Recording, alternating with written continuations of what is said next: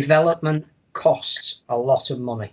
There has to be a willingness that something comes out of a budget somewhere if you want to fund a new market. And whether that's rugby league, whether it's, printing, whatever it might be, if you want to develop your product in an unfamiliar area, there is a cost attached to that. John mentioned it with Melbourne. That's a classic example.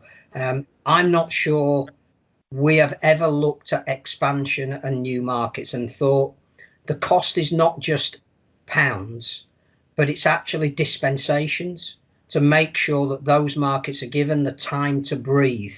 And as a sport, we've never done that. We've said, if you want to come in, you want to be part of our party, you stand all the cost. You take all the risk. That to me is not development.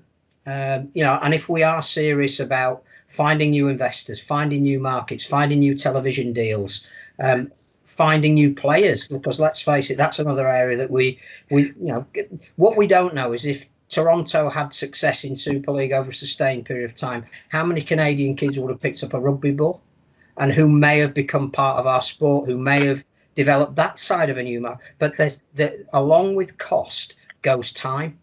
And the one thing we as a sport significantly do not give new projects is time. And if this ends after 3 years, it will be the latest in a long line of scandals. And people will look at rugby league and go, yeah, there's corporate people out there at the moment who are looking to invest in sport. I think we mentioned this the last time we were on a podcast. We've certainly written about it in 4020. There are companies out there who are corporate investors who are looking at getting a return on sport now. They don't care what it is. They don't care if it's, motorized ice hockey. They don't care if it's underwater goat racing. They don't care if it's rugby league. But what it is there. I'm going to patent that. I think there are people out there who have access to funds that need to know that the sport they're investing in is credible. And I think if we lose Toronto at this time, we will not be seen as a credible investment.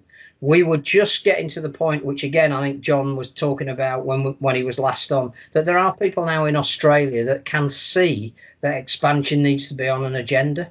They're not going to agree necessarily with who is in charge of that expansion and how we do it, but they've realised that however strong their market is on the eastern seaboard of Australia, it's not enough.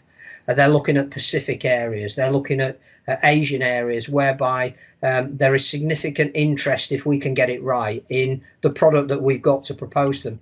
They were convinced that there was a willingness and an ability in this part of the world to maybe crack that in America and in Canada as well. If we lose that now at this point where investment is out there, we will not get it back. This is far more important than whether Toronto paid their bills or not. This is a debate about what rugby league wants to and can and should be going forward. If they can show ultimate frisbee on Free Sports, I'm sure underwater goat racing is possibly something which is on their channel and probably would get more viewers than League One Rugby League, sadly. But who wouldn't love a goat in a snorkel? I mean, who knows? I mean, positivity. If things keep going the way they are in rugby league, I might be getting a job in journalism in underwater goat racing. I think there might be some opportunities there. Who knows? The editor of Underwater Goat Racing Weekly.